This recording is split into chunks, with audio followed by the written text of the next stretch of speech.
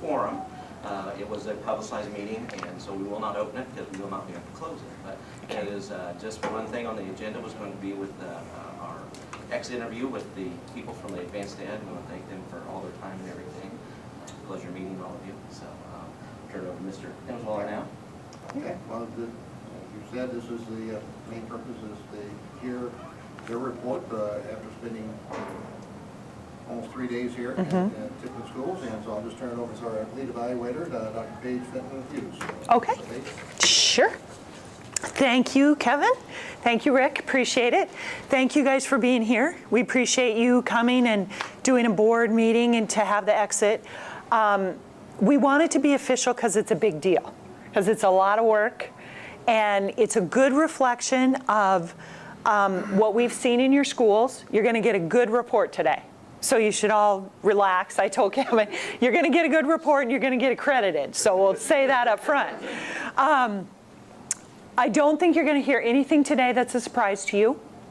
You guys know better than we do what you need to work on in your system. I will tell you that we heard from your board that they're committed to continuous improvement. They're committed to learning and making ourselves better and to supporting all of you as you do that work. So I think we have a good basis for moving forward, and we had a good meeting with Kevin, and I think we're all on the same page about where you're headed and the work that you have kind of in front of you. So want to start out first by thanking everyone.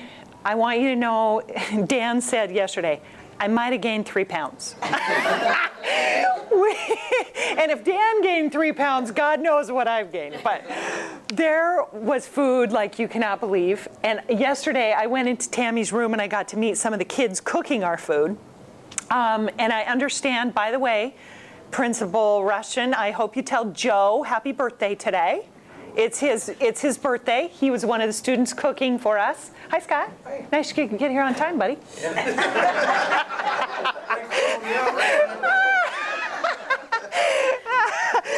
I know you were working, Shane told me, so it's okay. So anyway, just thank her for all of her preparation. We have our 2 babysitters, Michael and Jim here. They've been getting our stuff, checking in on us, making sure we had our evidence, just being there all throughout the process. So we appreciate that. Principals, I know it's been a lot on your plate. It's a lot of work. But one of the things we were talking about today is that the first time you do a corporation accreditation visit, it's just a lot of work doing the work of that. You won't have that anymore because you're in a continuous improvement cycle now, and all you really have to do is worry about how you're going to keep your evidence up to date. Then you'll have a little bit of work right before the visit next time where you kind of get yourselves in order and set up your teams and that kind of thing. But the work is now set and the framework for that. So you won't have an event again. You don't want your visit to be an event. You want it to just be part of the work that you do all the time. So that's what will happen once you get over this hurdle this time. So I also want to thank my team. I had a terrific team. We were just sharing with Kevin. You know, you get off the plane from Wyoming. You don't know Wyoming. And you don't know anyone. You don't know what. I did know Jerry. Jerry and I did an Indiana visit before together. But they've just been terrific. We have been meticulous, I think, in going through the evidence that was provided to us, in making sure that we are only telling you what we can verify, what we heard, what we saw, what we read. If one person told us something, that's not going to show up in your report. These are things that we could see a lot of times, themes across your district. So I think all of you pretty much know me in here, but since I don't know what Joe's doing with this video, I'll do a little introduction and then I'll have my team introduced. But my name's Paige Fenton-Hughes. I'm from Wyoming, and I've loved being out here. I work for the State Board of Education in Wyoming as a coordinator. And before that, I was a superintendent, and bless your heart for that, Kevin. And I love being it, but now that I step back, I love doing what I'm doing. Was a principal, counselor, and then I taught English before that. So that's kind of my background, and all of us bring different backgrounds. So I think that's what makes us kind of come and gel together as a team, because all of us are good at something else. So I'll let the team introduce themselves. Jerry? My name is Jerry Morgan. I am from Indiana, the ALA Does he from need that? Indiana. I'm a retired middle school principal, and I took early retirement a few years ago, and since that time I have worked part-time for AdvancED Indiana at the office of Indiana State University. Okay, go ahead, Dan. I'm Dan Caudle. I teach at Chesterton Middle School in the Duneland School Corporation. I'm a middle school U.S. history teacher. I'm Kim Brown. I work for Porter County Education Services as a special education teacher, middle school in South Brazen. Peggy Johnson. I am from Sanford, Florida. I am presently in the classroom teaching gifted education and advanced English classes. Perfect. So there you go. Great team. And appreciate all your help, all your input. A couple late nights, but not too bad. It's just they stayed up late. I didn't make them stay up late. So let's go through this. I hope you're going to get some ideas about ways to move forward. You're going to hear some really good things, because we saw some really good things in all of your schools. So our job is to come here as a team to help validate the work that you know you're already doing well. Sometimes you need an outside person to come in and say, gosh, you really are doing that, and that's great. And then our other job is to work as partners with you to help you try to identify just a couple things you can use to move forward down the path. So we're really your partners. We're not a gotcha team. That's not the purpose of accreditation. If it were, people wouldn't be brave enough to do it. So your corporation has subjected itself and all of you to this process to try to get better, to try to move down this road together. And we hope we can do that today. So there's three areas that we look at, and the standards are divided up inside these areas. So teaching and learning consists of standards 3, 5, and the student performance diagnostic.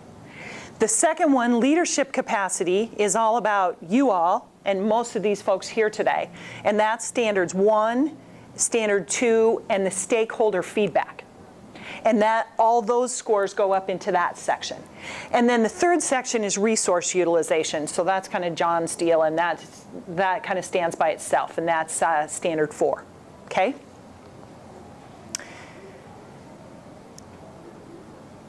So what we're trying to do is build the capacity of our system to impact student learning. And everyone's a part of that. Hi, come on in. Oh yeah, you're good. Come on in. If you're late, you get the privilege. I'm sitting in the front. It's great. Down at the other location that it said. Oh, I know. We switched up because we switched the We got time. our exercise. That's great. Good, good. And then we want to make ourselves more effective and efficient. And I learned from Michael how we're doing that. And we learned about the, what are those, Kevin? Those, how we manage our paper. I mean, we're already working on, yeah. We're already working on this piece, because the more effective and efficient we are, the more we can funnel funds to instruction. That's our job. So we're looking at these two things. So all of us who are here today to look at your team do what you do. So we're all educators. We're all looking at the same kinds of work you all are looking at, and we're trying to help you the best way we can to support your work.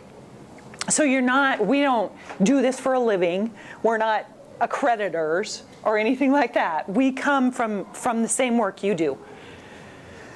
And our job is to determine how closely your institution, your corporation, aligns with the framework of the standards. I think I basically already addressed this, but we're going to try to give you some feedback that moves you forward. So here's who we talked to, a lot of people. We talked to all 8 of your administrative team, 36 teachers, and those were in the groups that you provided to us, as well as just folks that we talked to in the classroom, got feedback from. 13 support staff, 47 kiddos. And you can imagine, we heard some stories. And they were almost all good, by the way. And that's Rick's son tutored me a little bit on the iPad, but I didn't know that's who it was. But I'm much more proficient now than I was. We talked to 15 parents, terrific group, got a ton of feedback from them. And we talked to Rick and Karen. And we went, I said that wrong, and I said it wrong to Kevin. We didn't go in 54 classrooms. We went into a ton of classrooms, but we did 54 20-minute observations. So we were in there for 20 minutes, 54 times, and filled out the Elliott observation form. So you'll be able to see that feedback. Now you're going to see corporation feedback. So you're not going to see your elementary school disaggregated from your middle school, from your high school. This is what we saw across the corporation in all of your classrooms in a snapshot in one day. So here's what those ratings are. And I want to talk to you about these ratings, and I want to talk to you about the overall ratings that you're going to see when you get your report, okay? We used to think that anything in like a 2 would spin us up a little bit, right? You should not think that. That is not how this new AdvancED process looks at all. There are times when if you score a 2 on that rubric, you have to have an implemented process over time. It's pretty easy to score a 1. Right? You could be doing it and still be a 1 in this new rubric. So one of the things I'm going to encourage you to do today is to not pay a lot of attention to where those numbers fall on a scale. What you need to do is pay attention to where the baseline they give you. So the next time you do this and practice it, you'll move on that. There's no, like Kevin and I were talking, you're not really comparing yourself to another district or another corporation in this process. You're comparing yourself to yourself, and are you getting better? Okay? So each one of these little sections, equitable learning environment or high expectations, has a number of indicators. Now think about this. If I don't happen to see it today, you're not going to get a 3 on that. Doesn't mean you don't do it, doesn't mean you're not good, doesn't mean your kids aren't in a good environment. Just didn't see it today. That's not a bad thing. You're not going to see everything every day. You can't do it all every day. So we're looking for a big picture of trends across the corporation. The same thing happens on the standards. So when we start going through those and looking at indicators, understand this. All means all. It means every single one.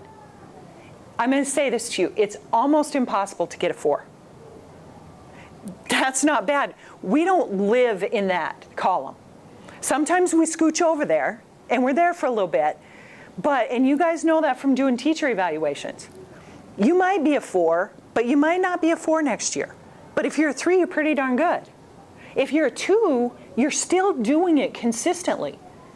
You have to be not doing something consistently to be down in that 1. But if you're a 2, you can be doing it over time and still get a 2 because it's a high standard now. So you'll look at some of those and you'll see a word in there, and we went through every word, and it would be like, gosh, did we see that? And we said, Kim is like the evidence expert. So she'd be like, oh, let me see, I read that. Shh, up would come something from Michael's little folders, and she would find it in there. So think about those words in there, and don't be disappointed if you rated yourselves a 3 and we rated you a 2. Really. That doesn't matter. What matters is where you are and where you're going to go. So, and I bet when you look at that rubric again, you'll go, oh, yeah, we see that. Or there'll be a word like consistently. Yeah, we're pretty consistent, but maybe not all the time. Okay, you'll see it when you go through it carefully, okay? So here's what these scores look like. Your highest area, look at this, well managed, really well managed, almost across the board. Great kids. I stood in the hall with Rick, and I was like, really, is this passing period? It's silent in here. You know, I'm sure that's kind of how lunch is. So that was a really high, as well as supportive learning environment. Kids were supported. Kids took risks. They raised their hands to answer questions.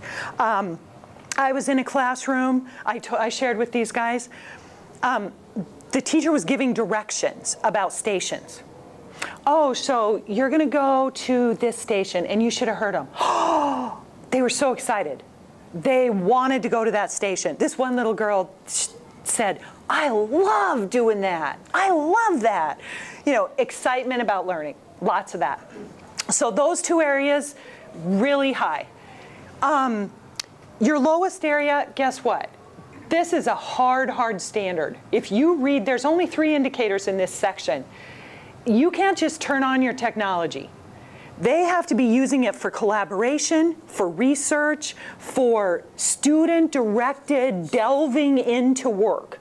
Those are hard standards. But guess what? You already have a corporation goal dealing with that. Well, what do you know? You should have a corporation goal dealing with that. That's how it works. You've got these middle areas.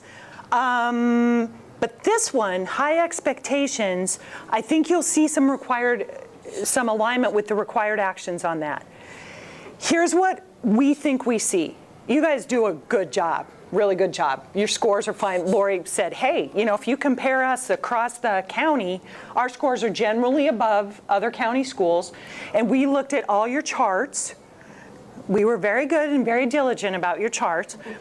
Generally, you know, a lot of times above the state average, or if you're below it, right in there. We didn't see a lot of big gaps in there. But you guys could be great. I saw Kevin's book, Good to Great, on his shelf in there. You have an opportunity to be amazing, and you will get there. But right now, you're putting some frameworks in place to get there. So it's hard to focus 100% on instruction for every child when you're working on aligning your curriculum first.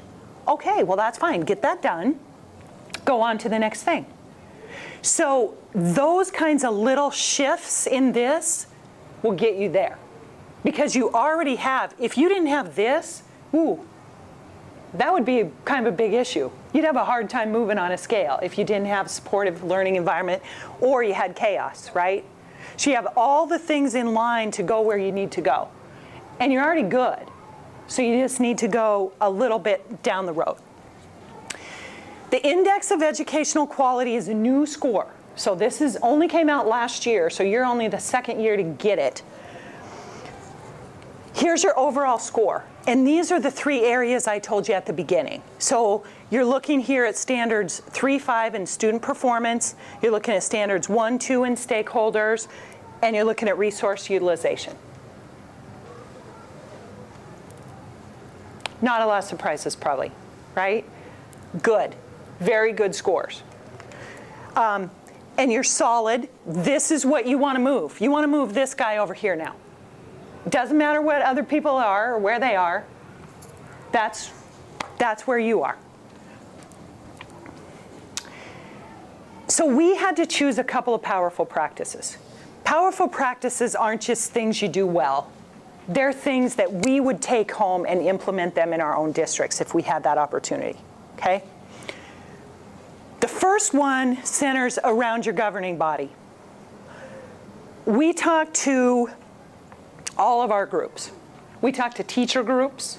I dropped in on the 6th grade team. I was like, hey, I'm Paige. They said, come on in. We visited for a little bit. We talked to your parents. We talked to your administrative team, everyone. And the indication was, and the evidence showed, that your governing body supports this path of continuous improvement that you're on. They're trying to get you the resources to do that. I think Karen, her words were, we want learning opportunities around best practices. We want to get better. And they're supporting you in doing that the best that they can. And also by not distracting you from that work. That can happen sometimes. You also demonstrate a lot of effective resource management inside the parameters that you're working under. Rick's team met with me because I was working on Standard 4, and we had to talk about how unfair it is across state lines what we provide for our children.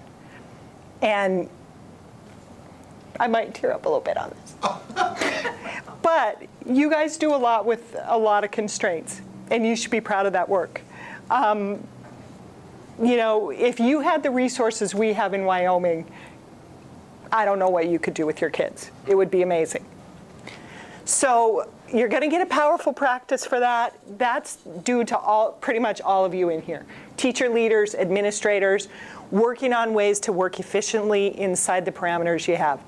And we heard things like, we just don't get told no a lot. If we can give a rationale, we can get what we need for our kids. And I deal a lot with legislators, and I know what you're up against. And they just don't understand what you could really do if you had the resources to move your kids. So let's talk about the required actions. Here's how we looked at it. If we were in a leadership position, governance, leadership in your corporation, how would we move forward down the same path you're moving now? We don't want to send you down a different path. Now, we would, if we saw some big issue, something that wasn't get done, we would make a required action around that. But the focus should be about moving where you need to go, okay? So here's what we saw around data. Tons of data, starting to really get that going. So you have pivot now, you have different ways to look at that. You're getting, it's like a warehouse in place so that you can pull up information on your students. All of that is in place. What this required action asks you to do is do some specific, rigorous training around how to take that data and transfer that into instruction, or on the operations side, into practices around effectiveness and efficiency. So we're not just talking about teachers using data here. We're talking about everyone across your school system getting rigorous training. Now, I know you've had some, because we went through your calendar and then teachers told us about that. But sustained over time, and then putting that into practice in a very focused way, because you have so much data. You can only really focus on a few things. So maybe that's common student work and acuity at the middle school and one other thing. Or maybe once you figure out if the performance tests are the thing you want to do, maybe it's that. You know, you'll have to decide. But then, train on that, and then implement that with fidelity. And here's one thing I'm going to tell you, y'all got to do it. So if somebody doesn't play, then that's where you're going to get off track. So it can't be 2 out of 3 schools jump on board and do it, because kids will be used to in 4th and 5th and 3rd grade doing certain things. Well, then when they go to Shane and Scott, they got to expect it there. And then when they go up to Joe and Rick, they have to expect that. Whatever it is, we have to do it with fidelity across the board.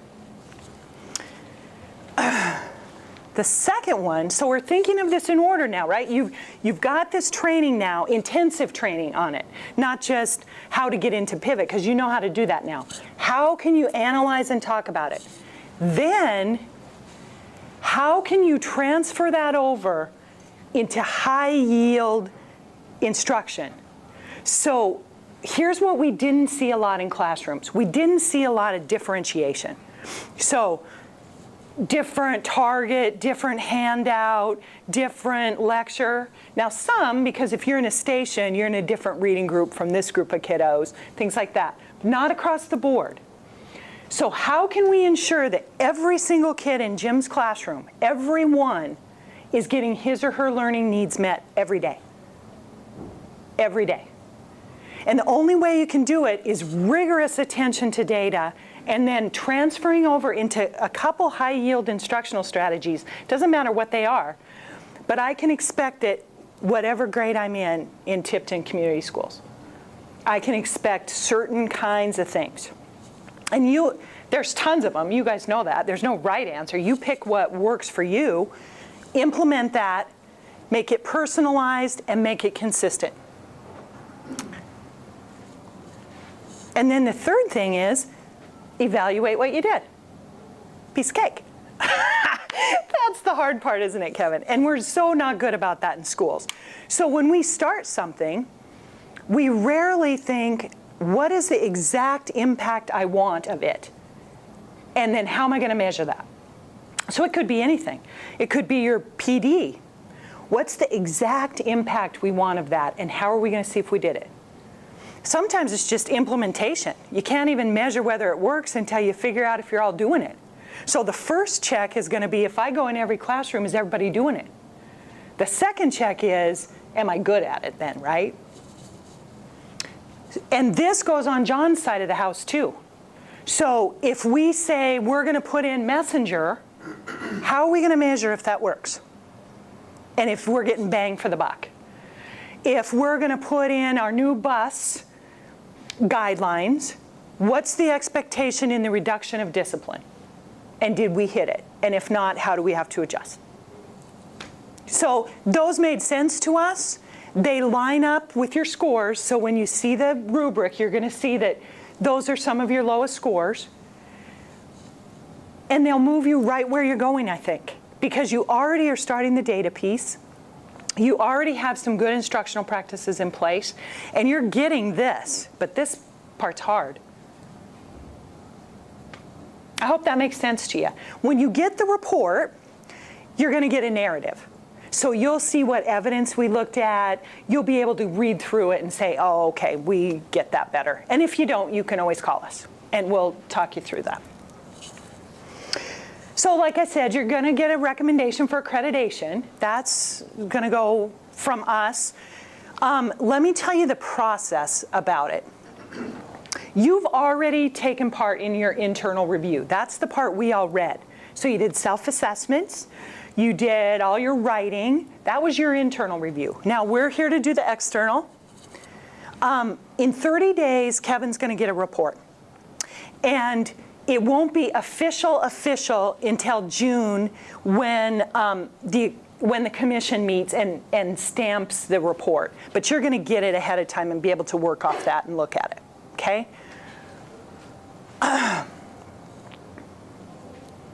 So that's where we are.